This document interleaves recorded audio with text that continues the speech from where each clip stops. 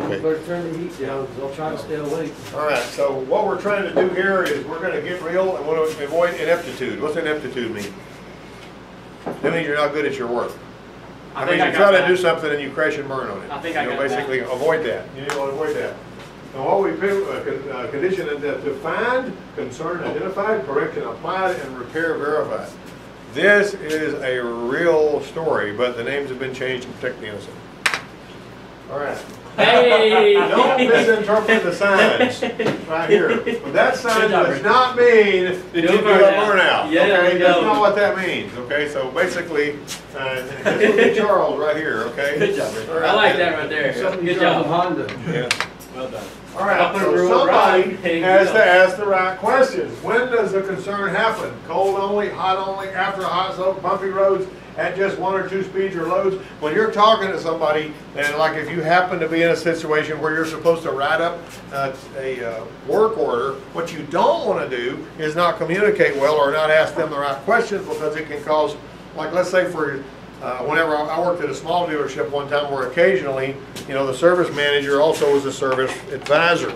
And so when people would come in there, you'd have to talk to them, you have to ask the right questions and find out exactly what they wanted done so you could tell them, you know, write up the ticket. One time this guy that was a service advisor at the Ford place over there, he hands me a ticket on this van, and on the there's repair lines, the top repair line, the second repair line, the third repair line. The top repair line said you have to turn on the turn signal before you can start the van. What? That's what it said. It's the stupidest thing I ever heard. And so I got in there and I tried to start the van. It wouldn't start. And I turned on the turn signal and fired up. And I said, "What? This is interesting. Wow, I'm just really going to love chasing this down." And so I spent about 30 minutes tracking it down, and I found out somebody had altered the wiring so that it would be that way. And so I went and said, "Curtis, what's up with this? You know, with somebody's already wired it this way." That's an system right there. Well, why? Yeah, that's what they did it that way for that reason. And he said, "Oh, I just put that on the ticket so you know how to start it." Well, why didn't you put it on a sticky note instead of putting it on the first repair line, man? You know? Anyway, the long and short of it is, it is 1 or 2 speeds or loads. Only when backing up or going forward, anything. Now, you remember Rydell's car, the Mercedes, when we put it in reverse, it was just shaking really bad, but when you didn't drive, it didn't. It only shook bad when you put it in reverse. What's that? What is it? Motor mounts? It was one of the motor mounts, but not the other one. It was We changed them both, right? It was the right one. Yeah. From the front side. All right, when you put it in reverse, it's going to go that way. This way. Yeah, it goes that way. So anyway, that's what it was. Anyway, that kind of information is important. Have other hands been working on it? What I'm always saying is, did somebody work on it to try to correct this and failed, or what has gone on? So I need to know that too. All right. If so, what were they trying to fix when they worked on it? Because sometimes you develop a new problem after they worked on it when they were trying to fix something else. I've actually had vehicles that would come to me that on the hook and they say they worked and worked and worked on and tried to start. They'd have the distributor in a tooth out of time, they'd have other stuff done wrong, and had to fix all of that and then back up to what the original problem was and fix that. Now, 98 Ford car, 88,365 miles, 3-liter engine, that one there, AX4N automatic transaxle. Wipers, fuel gauge, and power windows were inoperative. And the power steering felt really stiff. By the way, you're supposed to be taking notes on this, and I'm going to grade your notes when it's all over with. And that includes Thomas McBride. All right. This is your electrical too, right here. When I worked at a filling station, when I was just out of high school, and part of the time in high school and part of the time early in college, I worked in an afternoon at a filling station, and we could do anything there. We did engines, we did transmission work, we did anything you could possibly imagine, electrical work, whatever, and all that. You know what the most complicated electrical thing we typically ran into back in those days was the turn signals. Did you work on subsystems and audio systems on that? Well, I did that on my own time. The filling station didn't they do that a lot. There was a guy that I worked with out in Texas that did that kind of thing, though, back when I went out there for wheat harvest. Anyway, but yeah, anything. But today's vehicles, even the simplest jobs can turn into a monster and mess you up. Wasn't like that before. Whenever somebody says it wasn't like that before, what do you say? It's your fault.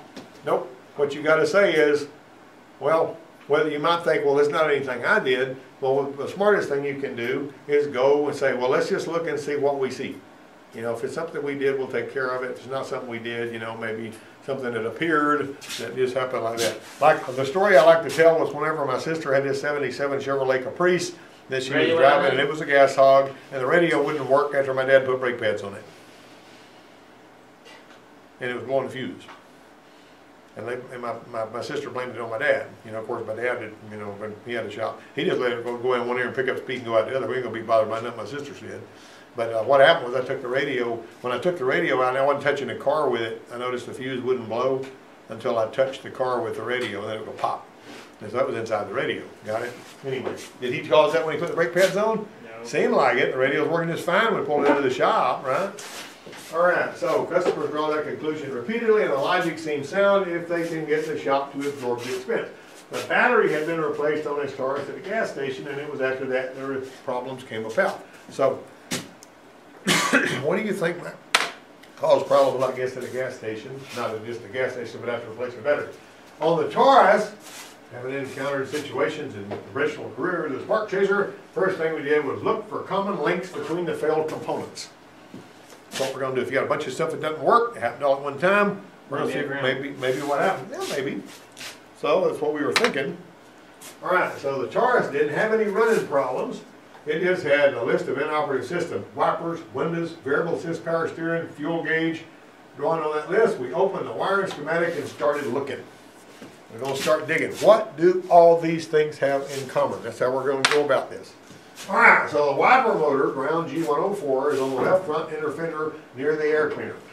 All right, G101 grounds the fuel gauge and the tank sending unit, and that particular ground is near the battery on the left fender. So while G104 and G101 are only a few inches from each other, they checked out just fine. The power window switch ground panel G0201 is behind the left kick panel. So we're looking at these grounds here: G104, G101, G201. I'm looking at three different grounds. Is it likely to be a ground problem now? Not really. There's something else these things have in common, but it's not the ground. All right, so here's basically where they are on the car. There's G101, G104, and G201. They're only a few inches from each other. They checked out. Power window switch is behind the left kick panel. Now, if a ground, if the bolt going through a ground is tight and it's clean and you can't move it, does that mean it's a good ground? Nope. Not necessarily. You may have voltage drop there, you can't tell, even though it looks clean and tight. Seen that on the side of an engine block on a Mustang when the starter wouldn't work. The guy went in there and he went to, it was a Mustang Saline, you know, brand new car. He turns it. What's the difference between a Saline? I've seen Salines out there. I don't know what's the difference between a regular Mustang and Saline. It's a trim package, and there's a little bit of difference on the engine, I think. I don't have all that stuff memorized, but it's hot wad, you know. Oh. But it's a hot wad. Hot wad? It's hot wad. That's what my boys used to call it, you know, Camaro or something. They call it a hot wad when they were little kids. But anyhow, this thing right here would, when he turns the key, he goes to the starter, he checks to see there's power going to the solenoid terminal on the starter, and there is. He's hooked up to the battery, he goes over here, he turns it on, it gets hot. That must be a bad starter. So he busted his fanny changing the starter, just like it was, and changed the doggone thing. Turned out, you hook the ground, and you hook it up to the engine block, and it would light up. The whole engine block would be hot. Because the ground going to the side of the engine block, whenever they put it in there, they had an anodized bolt. For some reason, wasn't carrying any juice to paint on the side of the block. So we took that ground thing loose off the side of the block and brushed it really good and cleaned the bolt up and put it back in, tightened it up. Just real good. Change the starter, didn't need to be changed. But it was under warranty anyway, so what the heck. All right, power windows are fed by the accessory delay relay on this Taurus. So, accessory delay relay is right here. See that? See the power windows, light blue black wire. On your pickups and all, if you got a light blue black wire, what's the accessory delay relay do? Accessory delay relay. I didn't say to repeat the word. Accessory delay relay. What does it do? You know, Tim, what can you say? What happens to accessory instead of cranking? When you switch off the car and the windows still work and the radio still work? That's what the accessory relay does, right? All right. Now the accessory delay relay is controlled by the generic electronic module, and also it also gives you your one-touch down windows and all that kind of stuff. All right, so here we are. This is our inside fuse panel on that right there. And so we got to physically find the relays. And here's where the accessory delay relay is. The rear defrost relay's here, battery saver's here. What's the battery saver relay do? Well, if it says something's pulling amps to the battery, it shouldn't be able to shut off every day. No. On my Explorer, I left my lights on one day, but it was raining. I didn't want to go out and turn them off. So at the end of the day, I said, oh crap, Now my lights are off. Well, I got a dead battery. You know, I mean, I'm not too bad to leave my lights on, but I went out there and when I turned it up, switched on the key, the lights came back on, and the car started up. Everything's fine. For 45 minutes, it keeps all this stuff awake, and then it shuts it down. If you've got interior lights on or something like that, they go dark. That's what the battery saver relay is doing, and that was what they had on this thing right here. So we found the relay. All right, so we jumpered the accessory delay relay. That right there is the common, that right there is normally open, and to see if the power windows would come online, and they did. We jumpered them and the windows started working. So, the accessory delay relay is not being energized. So we got an issue with that. One thing I noticed, I let my fingers do the walk-in, the G101 and G201 have one important thing in common. Both of them feed the generic electronic module, which is responsible for wiper operation, variable assist power steering, accessory, and then the operation of the accessory relay feeds the power window circuit. All of these were inoperative, and the variable assist power steering system was down, and it defaulted to high steering effort. Now some of those, like on the Crown Victoria, the power steering that's variable, you know, variable assist power steering, the steering is stiff going down the road, so it won't seem squirrely. And when you're in parking lot maneuvers, you got maximum power steering where you can turn and park in and amongst the cars and all that kind of thing. And it does that. But on this Taurus, whenever you lose variable assist power steering, it defaults to hard power steering. Doesn't want to feel like a road car, you know. All right, here's your generic electronic module, and here's your ABS, vehicle speed sensor, all that stuff. See how it's all wired together. And here that is coming down here. See the ground? That one over coming up to that? It's feeding all these other ones too. We didn't have anything going on with those, but I said, let's just see what's happening here. And there's a ground G201. It also goes here. See there? So it feeds two of the pins, pin 25 and 14. And that other one, it was feeding pin 22. So pins 22, 25, and 14. Over there, I've got a generic electronic module on a board over there. And it's got a heck of a lot of stuff on it. Down there on the bottom, I'm sorry. Down on the bottom left. Right there. That's it. Bring it to me. Bring me that. Just throw it out. Now this is a board, I'm sorry, this is Alphabet Explorer, but this is a board I built so that we could actually wire up the generic electronic module and see all the stuff that it does. And I've got a rear wiper motor and some relays over there. When you wire it up and you turn the knob, it'll actually give you the intermittent wipers and all. But that gem module has got a lot of jobs that it does.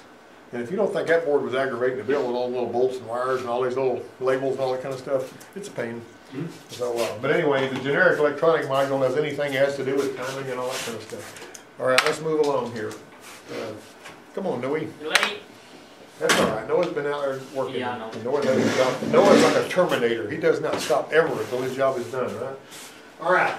The wipers, this is the generic electronic module. I kind of spread it out along this page right here. The wipers get their marching orders from the gem module. Handles chime functions, and all that stuff. Another gem-driven responsibility is to time out the battery saver relay, which shuts down the battery, killing the interior lights 45 minutes later. Also handles accessory delay. All of that stuff the gem module does. All right, understanding the gem pre-start junction doesn't have. Smart junction box is what my Explorer's got on it. You know, smart junction box is like a fuse panel with a computer in it. And a lot of them have got that. They call it a totally integrated power module. I've got a whole presentation on all these different kind of things that you've got in all these vehicles now. All right, now the F-Series pickup and the Expedition got one in '97. Both of them riding piggyback on the interior fuse panel junction box. Crown Vickies and Lincolns are different. They have a lighting control module, which is a different animal, and it does a lot of stuff. Like, for example, you would never think about it, but the trunk release on a Crown Victoria goes through the lighting control module, which is a bunch of other stuff like that. All right, now this is an old scan tool. It was the Ford new generation Star Tester. I got it over here in a box somewhere, or I may have even, you know, transferred it out of here because the thing got to where it wouldn't work, and fixing it was really expensive. And I got it fixed once, and years later it crapped out again. I said, that thing is really handy, and I really, really, really liked it, but I decided I wasn't going to get it fixed again because it cost too much. And so we're going to temporarily store the data in the module. Whenever we're changing out the module, if we're going to have to change out the module, we got to store the data from the car, which has got to do a lot of stuff it needs to know, and in that module, and then we change out the box. Now you do this with the IDS. Since we got the IDS, we don't really need the NGS anymore. Those two acronyms, or not acronyms, abbreviations will be on the top test, so remember those. NGS, IDS, right? All right. So print the connector pinouts. I found the 3 accessible gym module connectors, and all the fuses feeding the gym were good, and the powers and grounds were present there. If you've got a module that's not working and it's got all of its powers and all of its grounds, and they're, you know, they're sufficient to carry loads and all that, you're going to be looking at a bad module. Now you don't want to throw the module on there first because that's expensive, right? Remember what we were talking about the other day, whenever you're trying to find out what the issue is, you got to work your way through the NGS menus. That's what they look like. To the diagnostic test modes, I found an unresponsive module. Went through there, gym module, and it couldn't, I don't see a module here. It was plugged in, everything was right, wasn't working. So, as far as the communication problem goes, the blue-white data link connector bus wire had good continuity all the way to the gym connector to the DLC's number 7 pin. This is the pin that it talks to on that one right there. I went here, I found good wire all the way, got good connectors, didn't have any pin fit problems. Only one thing this could be. And so the big picture was power windows wouldn't work because the gym couldn't energize the accessory delay relay. Wipers wouldn't work because they depended on the gym to fire up their relays. Data link communication problem appeared to be another symptom of the gym module. Fuel gauge problem was separate, had nothing to do with the gym module, right? So the gym module was replaced. We wound up with this, no DTCs available. The cool thing about it is when you go into self-test on the gym module, it rolls the window down, it turns on the wipers, it does all kinds of cool things. All right, so fuel gauge is still reading way past full. Now, what happens when what does the fuel gauge reading way past full mean? If it's disconnected from the tank ground. Yeah, if it's disconnected from the fuel tank, if you disconnect on most of these like this, when you disconnect it from the fuel tank, if it goes past full, you short the yellow white wire in the ground, it goes below empty, right? And that's the, on this particular one though, so this one here is shorted, to get the center wire to ground right below empty. This gauge didn't do anything even though we shorted it to ground. We were going to say, oh, we got a problem there. All right, now this little signal keeps the fuel gauge from reacting to sloshing fuel. Remember I told you on the gauge presentation I did a while back, the older cars would do this. The gauge is flashing around. In case it opened, that causes, there's a little anti-slosh module, and that little thing you just put into the back of the cluster. When you buy a replacement gauge from Ford, they give you one of these, and they give you a gauge. They come together in the same box and all that. So this is what we have right here. See that burned up transistor up there? Mm-hmm. All right. There with a slosh module and a gauge assembly replaced, the fuel gauge is reading normal. That's an actual picture of the gauge before and after. It appears somebody had connected a pair of jumper cable or the new battery backwards and fried the 2 solid state parts. Could have been a lot worse, right? And also, if you hook them up backwards, you can blow the battery up in your face if you got some of that explosive gas coming out of the battery and you make a spark. You know what I mean? How many of you guys have jumped a car off without safety glasses on? How many of you don't care if you have eyes? You know what I mean? I mean, if you don't have, I don't know. There are some people, I mean, I've taught people my entire career that couldn't care less about their eyeballs. Sometimes you're just kind of stuck out in the jam. You got to do what you got to do. Yeah. Well. But in the shop, of course, there's some safety glasses. Out there, you need to have a pair of safety glasses with your jumper cables. How much a pair of safety glasses cost? $1 or $2 versus $1 or $2. Put them in a bag, put them in area jumper cables. You darn sure better have some on your face. Except those glasses that Sierra's got on are probably so thick that you probably couldn't shoot through them with a .22 rifle, ain't that right, Sierra? But you need the side shield, right? Okay. Now, when troubleshooting multiple system failures, look for common power that includes fuses, switches, connectors, grounds, modules. Put all that stuff together. You know how to read your wire schematics so as not to wing your way into a black hole. One of these people that said, I've already changed this and this and this and this, and I've already spent $1,000 and I still don't have what I want, and you go over here and you find out it's nothing but a doggone wire harness that was scratching against the ground somewhere. Understand the system, don't be lazy, don't be inept, avoid ineptitude, take the concern seriously, repair the concern surgically. You know, sometimes when you go to a busy emergency room, they don't take you seriously because you're just another meal ticket. Have you noticed that? You don't want to be the guy that's working on so many cars that, oh, this ain't my car, so I don't really care about it, you know, this kind of thing. Here's something else you can do. If you leave 1/2 of a greasy thumbprint on the fender, but did everything else right, you're a jerk and they'll never bring their car to you again. wipe everything off, you know what I mean? I had this one guy that did transmission work on a car, and the customer looked in there and saw greasy handprints on the cross member, and he fussed about that. Really? All right. Now, 95 Jeep Grand Cherokee is written up for a front driver's side power door lock that won't unlock but won't lock. It'll unlock but it won't lock. Another concern is the ignition key warning chime is inoperative. Technician A says the door lock should be checked first. Technician B says the warning chime problem should be checked first. Who's correct and why? Before you answer, look at the schematic. Good God. That's not too difficult. I mean, I can't really see it from here. Welcome to Chrysler. And you can take the simplest circuit on a Chrysler and you'll have to flip through 7 pages to find every part of it. This happened to me. I drew a ticket. They said, we worked on this thing. Don't know how it'd be related, but the chime doesn't work and the door lock won't lock. Right? And so I looked at the schematic and I went under there and I noticed that the power door lock ground inhibit comes from the chime module. So when the key is in the vehicle and the chime is going, you know,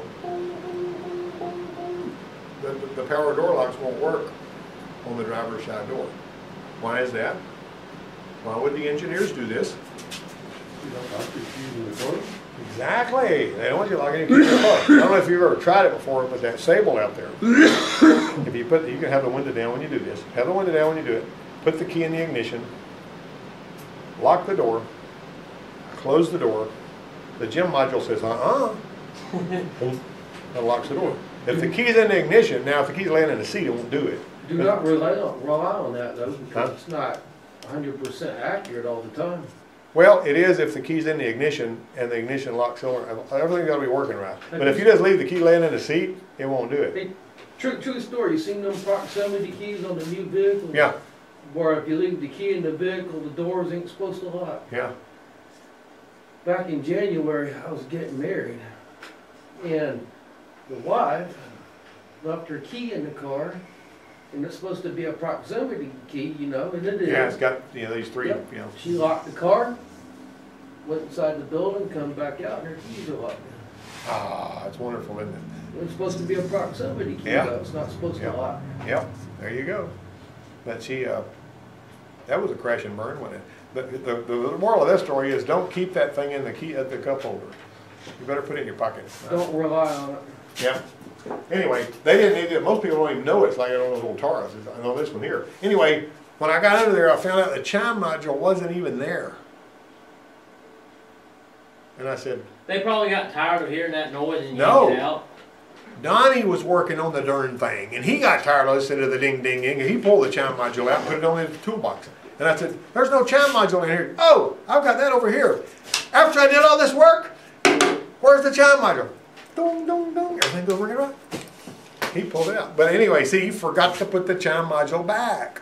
You know, if you're going to do something like that, tie a big sticky note to it or something and put it in the passenger seat.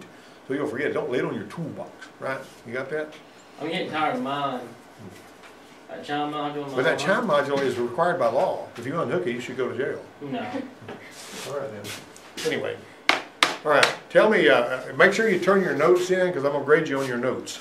And if you don't got any notes, you get a 0 for the lecture. Okay? Everybody got that? You made notes. Pass didn't you? electrical. Look at that. Noah gets Two 100. things down.